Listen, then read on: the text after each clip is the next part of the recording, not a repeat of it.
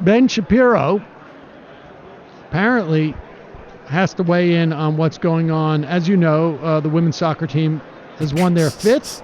Is it the fifth? I thought it was the fourth, right? Or the fourth, their fourth World Cup.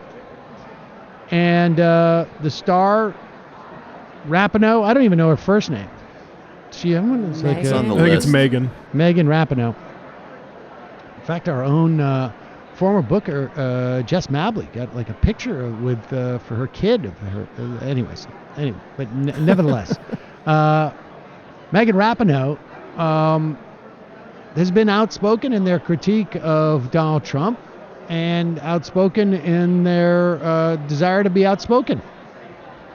And apparently this is really, really bothering those on the right. Here is Ben Shapiro, famed soccer critic. You're saying capitalism can actually increase your pay. That's never going to be a thing that anyone on the left asks. Instead, we all have to pretend that this is all normal and that it's not divisive at all and that truly she's a hero to everyone. Absolute silliness. Absolute silliness. And bad for the country, by the way. When even the stuff that we take a break with, sporting, is turned into this, it's pretty obnoxious. And we're not talking about 1968 in the middle of the civil rights movement with U.S. sprinters on the U.S. national team at the Olympics raising the black power fist because American politics are polarized around race in 68. We're not talking about that. We're talking about gay marriage is legal across the United States by Supreme Court diktat. Hold on, pause it for 1 second. I'm sure he would have been on the right side of 68. Exactly. Yeah. If this was 1968 and any of those athletes were raising the black power sign at the Olympics, he would have the exact same thing. Incidentally, this is the oldest game in the world they play. Look, I'm telling you, whoever is the next Democratic president, I don't care if it's Joe Biden, I don't care if it's Amy Klobuchar, I don't care if it's AOC or Bernie Sanders or Elizabeth Warren or people who haven't run. Jay Inslee, it doesn't matter. They're all going to say that person is a full-on commie socialist, and why can't they be reasonable like Obama? That's the way they go back. I'm going to pretend like I wouldn't have or didn't critique Democratic figures in the past in the exact same way, and now I'm going to look at they're so reasonable back then. And now they're just crazy. But let's continue. He is upset that, of course, the women's soccer team is insisting upon getting paid a fair wage for the same job that they do. And it's just such a shame for him that he can't even watch soccer anymore without it being politicized. Like, these people want their rights. They want to be able to get paid what other people get paid. Why can't you just play? Dance, monkey, dance is what he's begging. We're not talking about that. We're talking about gay marriage is legal across the United States by Supreme Court diktat. We are talking about Megan Rapinoe is getting $1 million contracts specifically because of her sexuality and because she is a very, very good soccer player. But let's not make any mistake. If she were a very good soccer player and she were not a very outspoken lesbian, she would be getting fewer contracts because she's seen as a political figure. She's sort of Colin Kaepernick, but with actual talent at her sport. Ooh. So it's all of this is obnoxious, but we're supposed to pretend that actually she's quite charming and wonderful. That it is not obnoxious to live in the best time for women, in the best time for lesbians, in the best time for women's soccer in the history of the world, and in the best country in the history of the world for any of those things. We're supposed to pretend that actually she's a victim and America's a terrible place so that she can make more money, presumably. Pretty gross. Pretty gross. I don't know that America's ever been the best for soccer. I don't know that Colin Kaepernick is an outspoken lesbian. Yeah, no, Colin Kaepernick is an outspoken lesbian. That was actually what. So his argument is that if she was an outspoken straight woman, she wouldn't get as many contracts.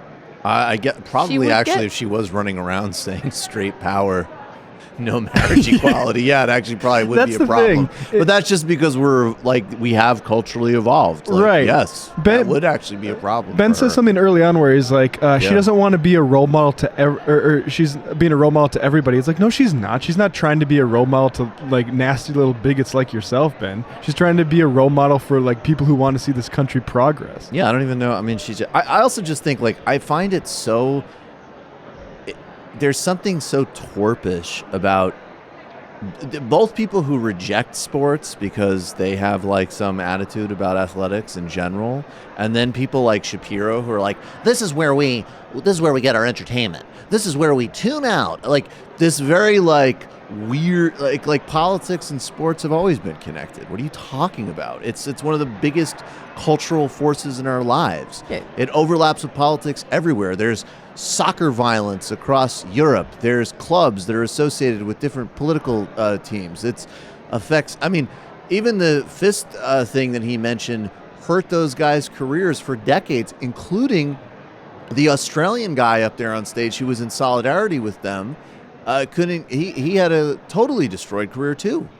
I mean, what is he talking about? Yeah, he might want sports to be a realm that's insulated from politics, but guess what? Facts don't care about your feelings, Ben.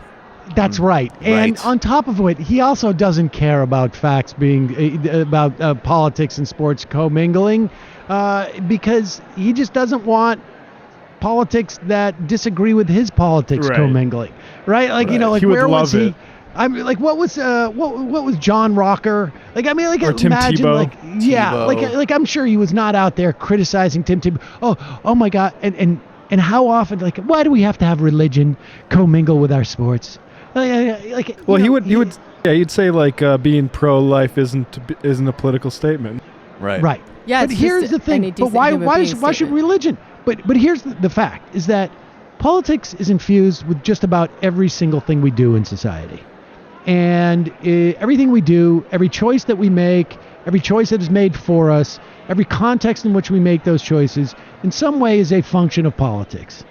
And the reason why a guy like Shapiro wants this to be denied and wants it to be sort of like verboten to bring up these issues is because they have gotten away with subjugating various people in the context of this stuff by just the frontline defense has been like, don't make this political.